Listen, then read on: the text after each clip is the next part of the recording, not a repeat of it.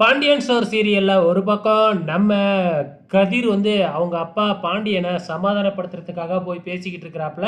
ஆனா, அவரு வந்து பார்த்தீங்கன்னா, கதிரையும் புடிச்சு திட்டிக்கிட்டு தான் இருக்கிறாப்புல. "நீயும் உங்க அம்மாவோட சேர்ந்துக்கிட்டு உண்மையெல்லாம் மறைச்சுக்கிட்டு இருந்தவன் தானடா! நீ உன் அம்மாவுக்கு வக்காலத்து வாங்கிக்கிட்டுலாம் இங்க வராத! ஏன் எனக்கு வீட்டுக்கு வர தெரியாதா?"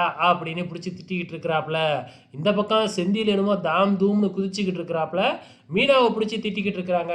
மீனா என்ன சொல்றாங்க அப்படின்னா, "ஏன்டா ஒரு கதைய நம்ம உருவாக்குனோம்னா, அந்த கதைய அப்படியே மெயின்டெயின் பண்ண வேண்டியது தானே! இப்ப எதுக்கு உண்மையெல்லாம் சொல்லிக்கிட்டு இருந்தீங்க?" அப்படின்னு கேட்டது தான். உடனே இப்ப கூட ஏன் உண்மைய சொன்னீங்கன்னு ஏன் திட்டுற? உண்மைய மறைச்சதுக்கு நான் திட்டிக்கிட்டு இருக்கேன். நீ ஏன் உண்மைய சொன்னீங்கன்னு கேட்டுக்கிட்டு இருக்கியா? ஒழுங்கு மரியாதையா கிளம்பி வா போலாம் அப்படின்னு மீனாவ நம்ம செந்திலு இழுத்துட்டு போயிடுறாரு. என்ன அங்க வச்சு மறுபடியும் வீட்ல சண்டை போட்டுக்கிட்டு இருக்கிறாப்புல. நம்ம மீனா கிட்ட எடுபடுமா நம்ம செந்திலோட பேச்செல்லாம்? போயா அப்படிங்கிற மாதிரி ரியாக்ட் பண்ணிட்டு போயிட்டாங்க.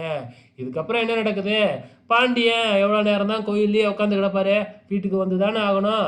அதுக்கப்புறம் என்ன 2 பேரும் வீட்டுக்கு வந்துட்டாங்க. வீட்டுக்கு வந்த உடனே கோமதி போய் சமாதானப்படுத்தலாம் அப்படின்னு முயற்சி பண்றாங்க. ஆனா பாண்டியன் இருந்துகிட்டு, இதுக்கப்புறம் நீ இந்த வீட்ல இருக்கலாம். ஆனா உன்கிட்ட நான் பேசவே மாட்டேன் அப்படின்றாப்புல. இதுக்கப்புறம் எவ்வளோ நாள் தான் இப்படி பேசாம இருப்பாங்க? எப்படியும் கொஞ்ச நாள்லயே மறுபடியும் பேசிருவாப்புல. சும்மா ஒரு வாய் சவடாலுக்கு சொல்ல வேண்டியது தான். ஸோ எப்படியோ பிரச்சனை இப்பொழுதைக்கு சால்வ் ஆயிடுச்சு. நம்ம கோமதி வெளியிலேயே ஹால்லயே படுத்து தூங்க ஆரம்பிச்சர்றாங்க. இந்த பக்கம் நம்ம ராஜி ரூம்ல ரொம்ப ஃபீல் பண்ணிக்கிட்டு இருக்கிறாங்க. நம்ம கதிர் போன உடனே 2 பேரும் பேச ஆரம்பிக்கிறாங்க. அதுக்கப்புறம் என்ன ஆரம்பத்தில பேசிக்கிட்டு இருந்தவங்க கடைசியில ரொமான்ஸ் பண்ண ஆரம்பிச்சுட்டாங்க. பேசாம கல்யாணம் பண்ணாமயே இருந்திருக்கலாம் அப்படிங்கிற மாதிரி பேசி, கடைசியில வந்து என்னைய கல்யாணம் பண்ணாம நீ வேற யாரையாச்சும் கல்யாணம் பண்ணியிருந்தா கொன்றுப்பேன் அப்படின்னு நம்ம கதிர் சொல்ல, ராஜிக்கு பயங்கர சந்தோஷம். இதோட இன்னி எபிசோடு முடிஞ்சிடுச்சு. வெயிட் பண்ணி பார்க்கலாம் அப்கமிங்ல என்ன நடக்க போகுதுன்னு.